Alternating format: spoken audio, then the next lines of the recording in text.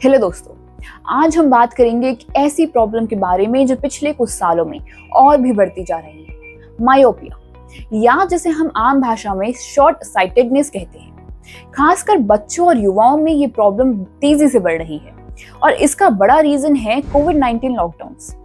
जब लॉकडाउन के दौरान स्कूल्स बंद थे और बच्चे ज्यादातर समय स्क्रीन्स पर बिता रहे थे, तब से लेकर अब तक बच्चों की आई हेल्थ पर इसका काफी असर देखा गया। हाल ही में किए गए एक ग्लोबल स्टडी के अनुसार दुनिया भर में 1 in 3 चिल्ड्रन यानी हर तीसरा बच्चा अब मायोपिया से परेशान है। आइए देखते हैं कि भारत में ये सिचुएशन कैसी है और इस राइजिंग ट्रेंड के पीछे के रीजंस क्या हैं। अब बात करते हैं कि मायोपिया या शॉर्ट साइटेडनेस क्या होती है। जब कोई व्यक्ति दूर की चीजों को साफ नहीं देख पाता तो इसे मायोपिया कहते हैं। ये इशू आंख के स्ट्रक्चर में बदलाव के कारण होता है। स्पेसिफिकली जब आंख का आकार नॉर्मल से ज्यादा लंबा हो जाता है या कॉर्निया की कर्वेचर एबनॉर्मल हो जाती है, तो लाइट सही से रेटिना पर फोकस नहीं हो पाती और डिस्टेंट ऑब्जेक्ट्स ब्लरी दिखाई देते हैं। मायोपिया खासकर बचपन या एडोलेसेंस में डेवलप होती है और टाइम के साथ ही बढ़ती रहती है जब तक कि आई ग्रोथ कंप्लीट ना हो जाए, जो टिपिकली अर्ली एडल्टहुड में होता है। इसका मतलब ये है कि अगर बचपन में बच्चे की आईज पर ध्यान नहीं दिया गया तो कंडीशन वर्सन हो सकती है और हाई मायोपिया में बदल सकती है, जो कि अल्टीमेटली सीरियस विजन इश्यूज का कारण बन सकती है। हाई मायोपिया में आई कॉम्प्लिकेशंस जैसे रेटिनल डिटैचमेंट, ग्लोकोमा और कैटरेक्ट्स का खतरा रहता है। इसीलिए अर्ली इंटरवेंशन जरूरी है ताकि टाइमली करेक्टिव मेजर्स लिए जा सके, जैसे कि ग्लासेस या फिर कॉन्टैक्ट लेंसेज।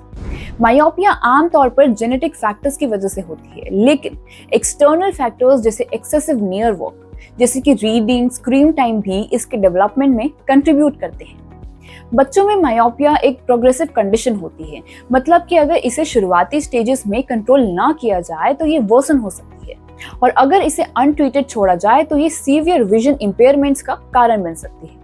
स्टडी शो कि मायोपिया का प्रेवलेंस बचपन के शुरुआती सालों में सबसे ज्यादा बढ़ता है। इसे स्कूल मायोपिया भी कहा जाता है क्योंकि बच्चों में स्कूलिंग शुरू होते ही ये कंडीशन मैनिफेस्ट होती है। जैसे जैसे स्कूल वर्क और स्क्रीन टाइम बढ़ता है, आईज पर स्ट्रेन बहुत बढ़ता जाता है। कोविड-19 पैंडेमिक ने हमारी हेल्थ पर कई अलग अलग तरीकों से असर डाला है, लेकिन एक ऐसा इम्पैक्ट जो खास करके बच्चों में देखा गया है वो है मायोपिया का बढ़ना। लॉकडाउन के दौरान जब स्कूल बंद हो गए और बच्चे ज्यादातर समय अपने स्क्रीन्स के सामने बैठते थे, चाहे वो ऑनलाइन क्लासेस हो, वीडियो गेम्स या फिर मोबाइल फोन यूज करना, इस दौरान बच्चों की आई साइट पर बहुत ही ज्यादा स्ट्रेन पड़ा है। स्टडीज से ये सामने आया है कि 2020 से 23 के बीच बच्चों में मायोपिया के केसेस में करीब 6% की ग्रोथ हुई है।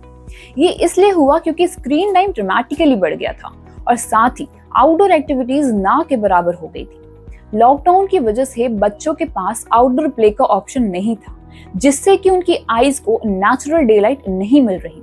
नेचुरल डे लाइट में खेलने से आईज की ग्रोथ में मदद मिलती है क्योंकि आउटडोर लाइट रेटिना पर पॉजिटिव इम्पैक्ट डालती है। इसके अलावा जब आप लगातार स्क्रीन पर काम करते हैं तो आईज को नियर ऑब्जेक्ट्स पर ज्यादा फोकस करना पड़ता है। ये आई मसल्स पर बहुत ही स्ट्रेन डालते हैं, जिससे कि आई फटीग और इवेंचुअली मायोपिया होती है। Outdoor play and day light exposure children की आई हेल्थ के लिए बहुत जरूरी है। जब हम नेचुरल लाइट में बाहर होते हैं तो हमारी आईज को रिलैक्स करने का मौका मिलता है। रिसर्च से पता चलता है कि बाहर खेलने से डोपामाइन रिलीज होता है, जो कि आई ग्रोथ को रेगुलेट करता है और मायोपिया के प्रोग्रेशन को स्लो करता है। स्क्रीन टाइम की वजह से बच्चे ज्यादातर समय नियर ऑब्जेक्ट्स को देख रहे थे। ये कंटिन्यूअस फोकसिंग आई मसल्स को थका देता है और इसी से मायोपिया डेवलप हो सकता है।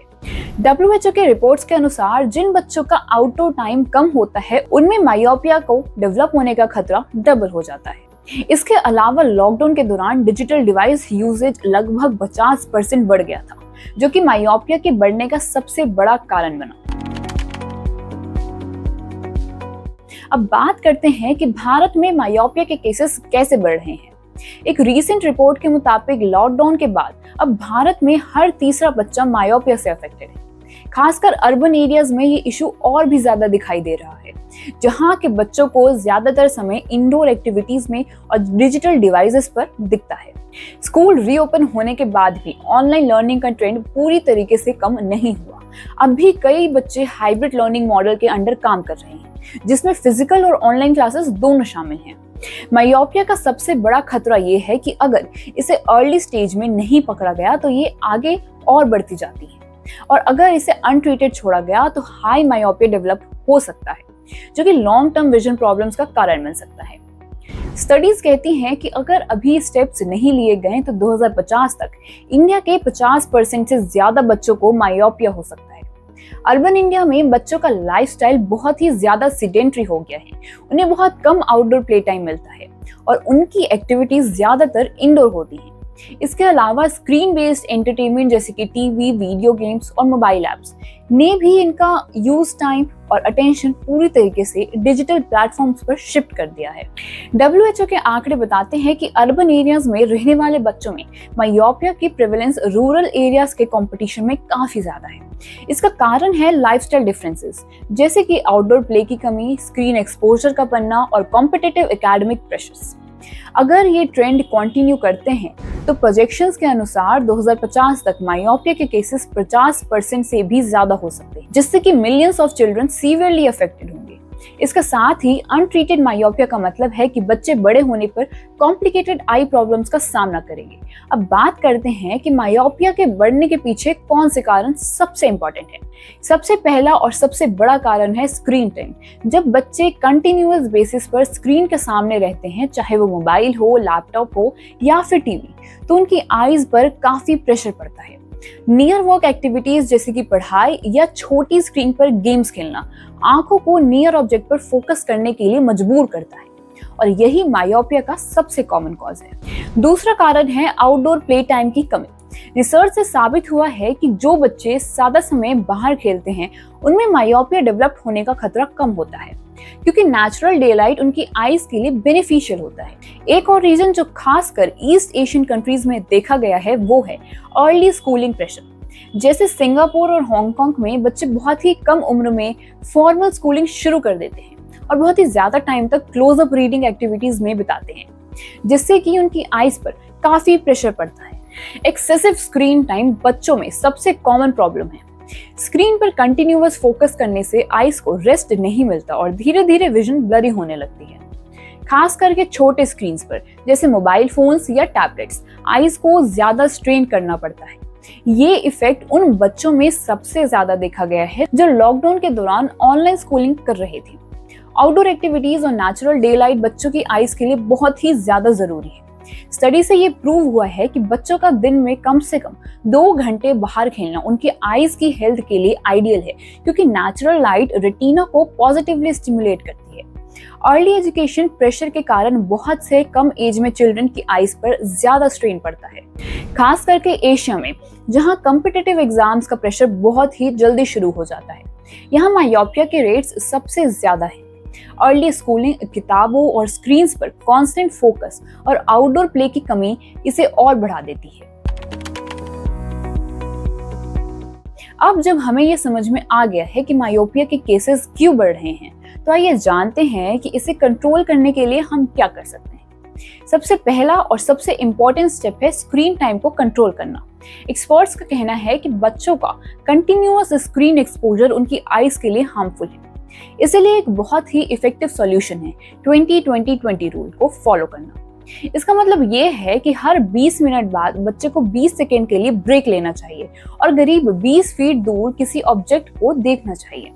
इससे आईज को रेस्ट मिलता है और नियर वर्क एक्टिविटीज से होने वाले स्ट्रेन कम होते हैं। दूसरा सॉल्यूशन है बच्चों को ज्यादा से ज्यादा आउटडोर एक्टिविटीज में एंगेज करना। नेचुरल डे लाइट बच्चों की आईज के लिए बेनिफिशियल होता है, और जो बच्चे रोजाना कम से कम 2 घंटे बाहर खेलते हैं उन्हें मायोपिया का रिस्क कम होता है। इसके अलावा रेगुलर आई चेकअप्स कराना भी बहुत जरूरी है। अर्ली डिटेक्शन से बच्चों में मायोपिया को मैनेज करने में मदद मिलती है। आई चेकअप से हमें ये पता लगता है कि कहीं बच्चे की आईसाइट वीक तो नहीं हो रही। अगर अर्ली स्टेजेस में मायोपिया डिटेक्ट हो जाए तो करेक्टिव मेजर्स जैसे कि ग्लासेस, लेंसेज या कुछ भी स्पेशल ट्रीटमेंट जैसे कि ऑर्थोकेराटोलॉजी की मदद से इसे कंट्रोल किया जा सकता है। दोस्तों, मायोपिया एक ऐसा इशू है जो बच्चों की आईसाइट और ओवरऑल हेल्थ पर नेगेटिव इम्पैक्ट डाल सकता है, लेकिन अगर हम प्रिवेंटिव मेजर्स लें तो इसे कंट्रोल किया जा सकता है। सबसे जरूरी है कि हम अपने बच्चों के स्क्रीन टाइम को मैनेज करें, उन्हें बाहर खेलने के लिए एनकरेज करें और उनकी आईज की रेगुलर चेकअप्स कराते रहें। क्लियर विजन न सिर्फ फिजिकल हेल्थ के लिए बल्कि एक ब्राइट फ्यूचर की ओर भी बढ़ने का रास्ता है। इसीलिए पेरेंट्स और गार्डियंस को चाहिए कि वो बच्चों की आईसाइट को प्रोटेक्ट करते रहें।